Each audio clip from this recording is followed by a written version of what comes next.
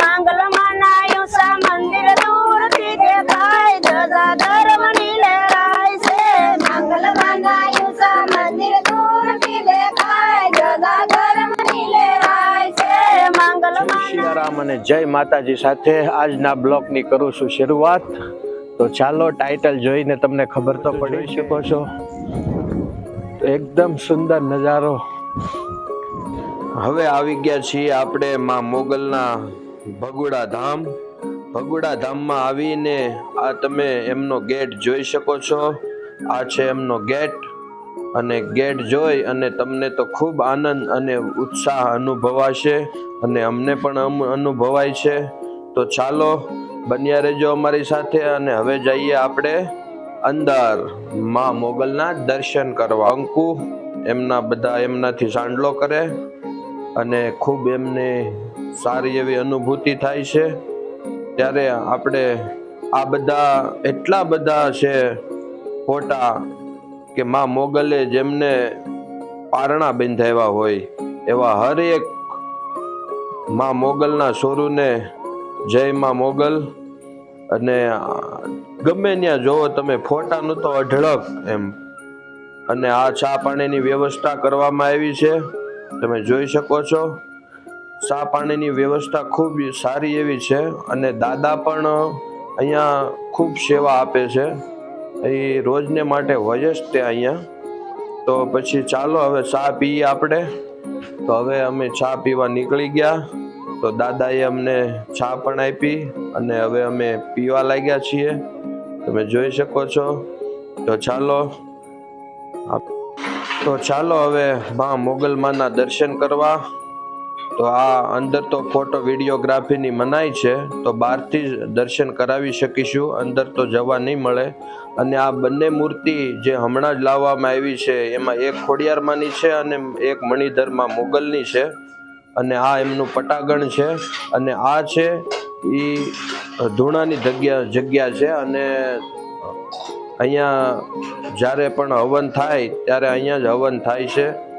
હાવ નજીકથી બતાવી દઉં, આ માં મોગલમાંનો ફોટો છે જે હવનની જગ્યાએ છે અને એમની આગળ જોઈ તો આ હવન કુંડ છે અને હવન કુંડે તે ખૂબ સારો એવો બનાવવામાં આવ્યો છે અને ઉપર કાંઈક એવી જ રીતના જે શેડ છે એમનું પણ કામ એવી જ રીતે કરેલું છે કે જે ખૂબ સારું કહેવાય। અને આ ભોળાનાથની જગ્યા છે, ભોળાનાથ મંદિર મહાદેવ।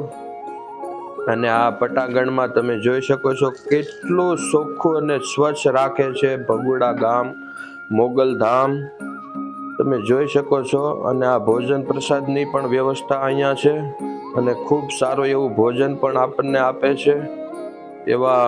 અને આપણે જેટલું એનું વર્ણન કરીએ એટલું ઓછું, કે એનું વર્ણન કરીએ તો આપણાથી શબ્દો ખૂટી જાય।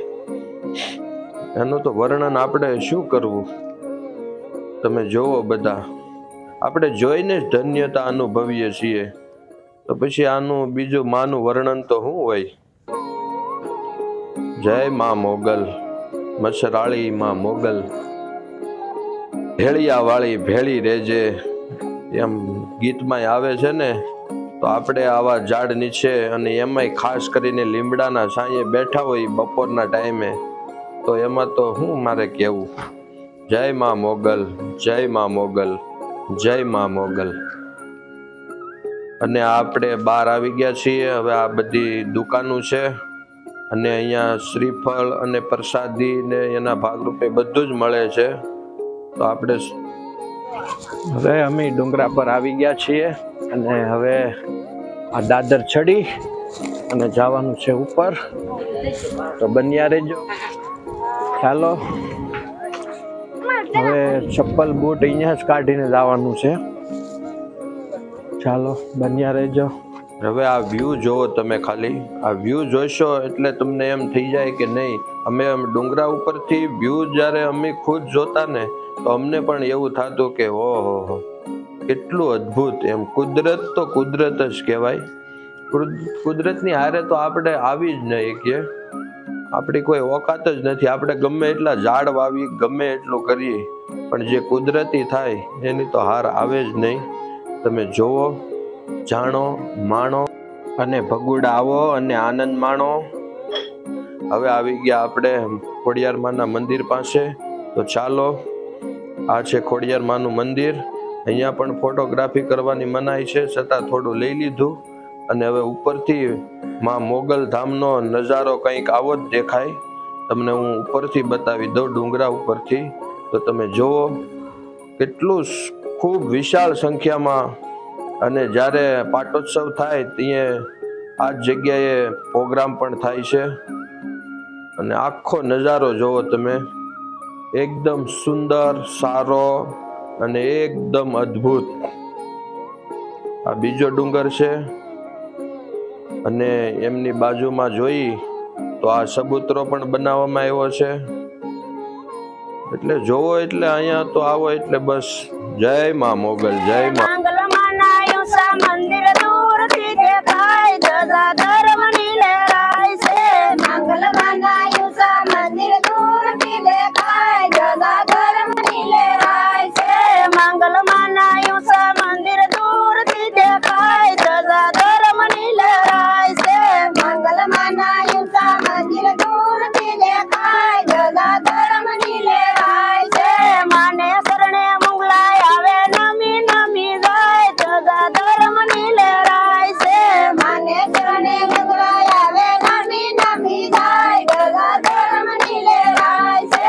માને શરણે મુગલાય આવે નમી નમી જાય, ધજા ધર્મની લહેરાય છે.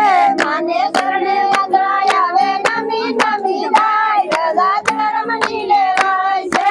મુગલાને વાસાય આપો રાજી રાજી થાય, ધજા ધર્મની લહેરાય છે.